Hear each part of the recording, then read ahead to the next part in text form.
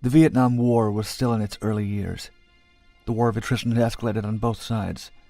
The North Vietnamese army was emboldened by victories earlier that year and were working with guerrilla fighters of the dreaded Viet Cong to move south and infiltrate U.S. and South Vietnamese strongholds. It was the night of December 23rd, and U.S. Allied forces in the Army of the Republic of Vietnam, or the ARVN, were stationed at the Tran Yen outpost on the Mekong River Delta. The troops sensed a stealth attack from the Viet Cong was imminent, but were powerless to stop it. The local guerrilla army was closing in. ARVN officials had radioed a nearby U.S. Air Force base requesting aerial assistance. The situation was beyond tense. The guerrillas were accustomed to this procedure and knew they had to simply retreat back into the jungles and fields and hide and wait for the planes to exhaust their munitions. Eventually, the U.S. planes would assume the enemy had either been wiped out or withdrawn and would themselves retreat from the area. The guerrillas would then re-emerge from the shadows and re-engage their attack. For the Viet Cong, though, that night was different. Huge streaks of bright red unleashed from the sky like glowing, thrashing tongues. They rained down in heavy electric blankets in all directions. A new and powerful weapon had introduced itself that night, the Douglas AC-47. The glowing red of its ammunition gave the craft a nickname that quickly spread among the ARVN, the Dragon Ship.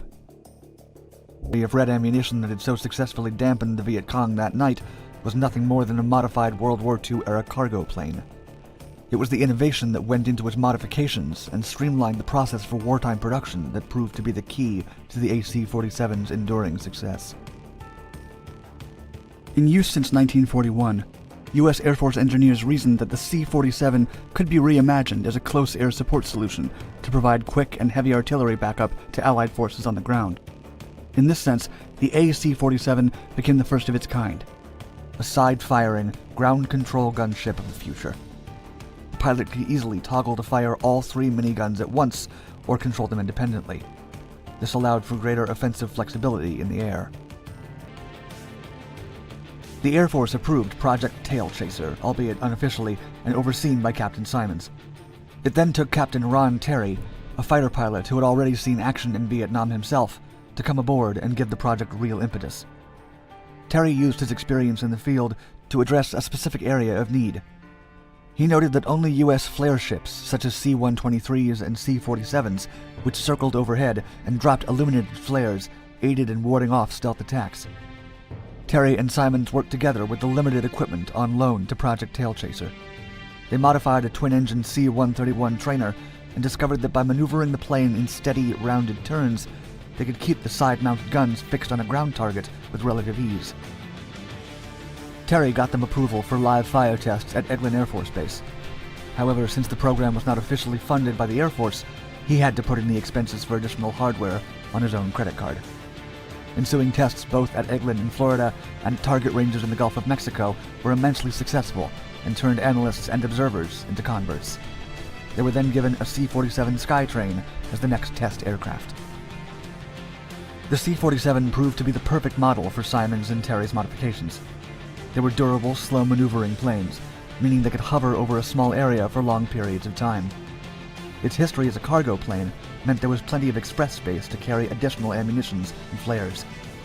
Additionally, every fifth round fired was loaded with a distinctive red tracer round, a glowing bullet that, when the craft's three guns were firing at high speed, created the effect of a bright red rain. It was an exceptional innovation, a special kind of flare that helped illuminate the enemy while also blanketing them in heavy fire. The Dragon flies. Terry and his team, now operating under the title of Project Gunship, arrived at Tan Son Nhut Base in South Vietnam on December 2, 1964. They brought with them the plans and necessary equipment to modify two C-47s. However, the crew immediately faced unexpected opposition from the Air Force brass stationed at the base, who told them they were not to unpack or speak to anyone, and that they, along with their equipment and plans, would be dispatched back to the U.S. immediately. Apparently, a four-star general had filed an official complaint after seeing Terry's plans to modify C-47s already on the ground in Vietnam. The reason? The general believed the project didn't fit with the Air Force's prevailing operational philosophy. However, Vice Chief of Staff John P. McConnell intervened before Terry and his team were booted out of Vietnam, telling the general that, quote, "We cannot overlook or deny any weapon which will enhance our capability in this area of operation." The first modified C-47 test craft was ready by December 11th, the second by December 15th. They were dubbed the AC-47, AC for Attack Cargo designation, and given the radio call sign Puff, short for Puff the Magic Dragon.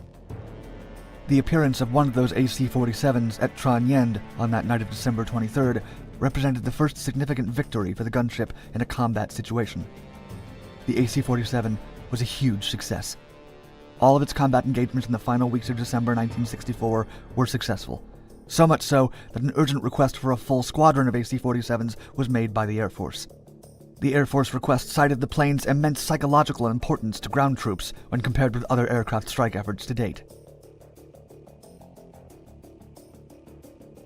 Spooky success.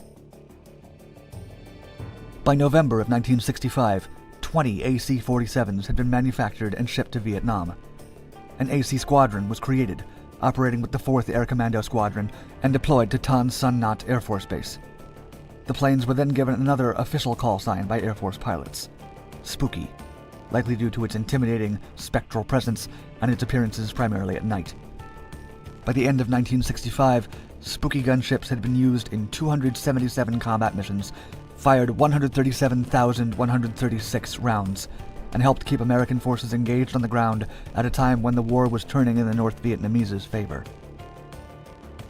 Their operations then expanded into Thailand and Laos. In 1966, the squadron moved their active headquarters to Nha Trang Air Force Base, further to the north, where a second group of AC-47s, the 3rd Air Commando Squadron, was also established. Both squadrons were redesignated as Special Operations Squadrons in August 1968 and continued to be used to extraordinary success in night-based defense missions. Captain Terry, always the innovator, had already moved on to designing the next iteration of the Spooky gunship by this time.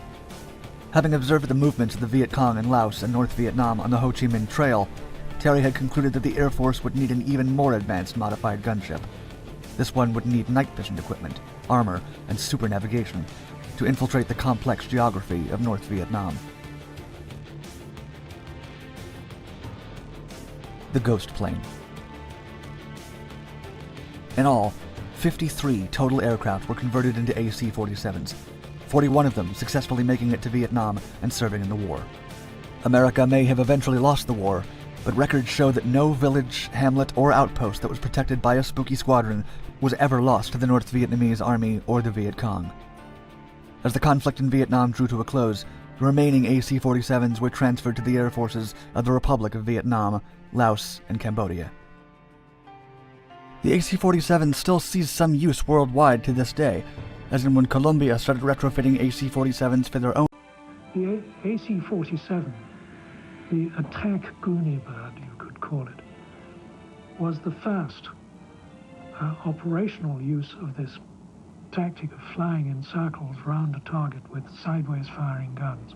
And it was simply the idea that if you flew a pattern, a circular pattern, you could direct a cone of fire very accurately against an individual ground target.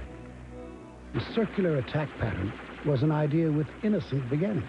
The American missionaries trying to make contact with the primitive tribes in the Amazon basin, they used to let down presents in a basket on the end of a line out of a Piper Cub, and they would fly a circle and the basket would sit on the ground and the string in the airplane would be going round it. In Vietnam, the attack style became an irreplaceable form of close air support.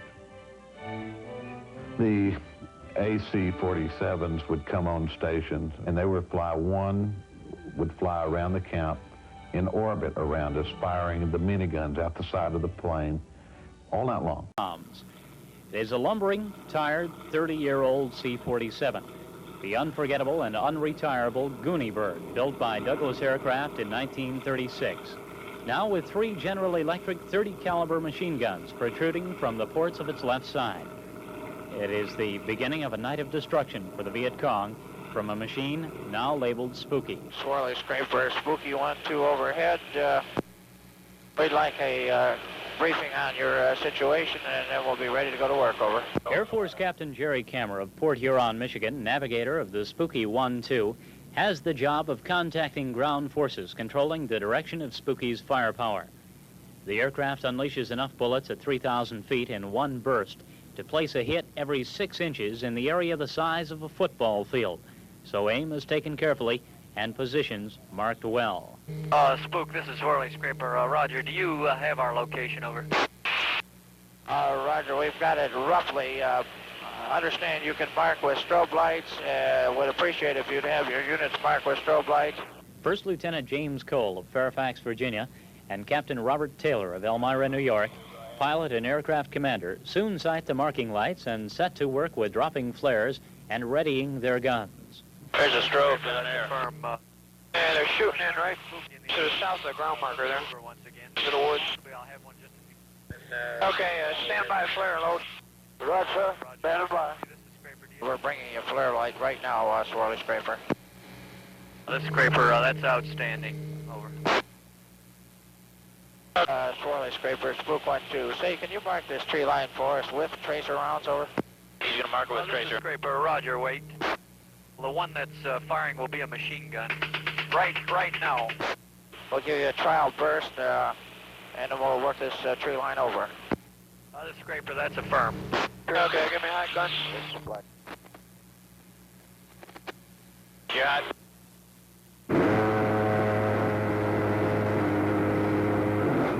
Scraper, Spook, did you see that burst? This Scraper, that's a firm. That looks real good. Let's work that area a little bit. Roger, Wilco, 1-2. Go get him. The weaponry is zeroed in now, and Spooky is in for a long stay. One of the best reasons for using the old Goonie bird is just that.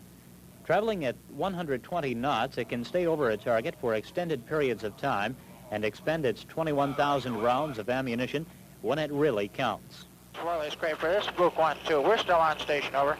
This Scraper, firm. Hot gun. You up there still firing. When do you hot go? We'll be able to stay with you for at least an hour or more anyway. Oh, this Scraper, that's Raj. I misunderstood you. We've also got another resupply coming in, so this will help with you in the air. Roger. We'll stay with you until we're completely expended.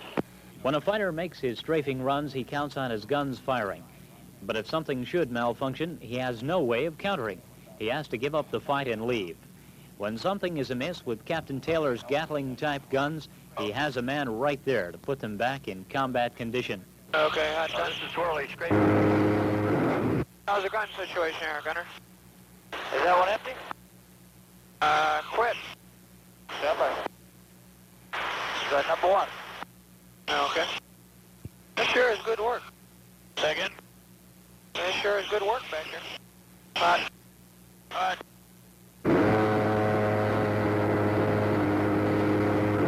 Cold. And Spooky is back in the battle. And the battle it is, for the Viet Cong still don't seem to have received the word that Spooky doesn't want to be shot at, no matter how tempting it may look. But Lieutenant Cole and Captain Taylor won't let that bother them. Those guys are firing all over down there. You feel something a minute ago? Yeah. Yeah, I did too. How's the fuel look? Looks good. I just checked it. Oh, got another hit, I think. Check the fuel, Jim. Right under my leg here. Another Scraper. You got a flak vest under there. And so it goes for Spooky 1-2, staying aloft sometimes for as much as 8 hours a night, settling down only long enough to restock fuel, flares, and ammunition. You can be sure when this message goes out on the air, the friendly forces aren't left unprotected. For to the fighting man on the ground, the night is the most formidable stretch of a tour in Vietnam. We're coming down to replace you. How long do you have left on target? We're just fixing to leave, but 1-1's just rolling in right behind us, over. Oh, 1-1. Breaking right. To the target. Thank you. That's firm, 1-2. Their job is done for tonight. 1-1, this is 1-2. We are finished. When Captain Kammer comes up with the let's go home signal, the sun is just rising and Spooky heads for home with a tired crew, already making plans to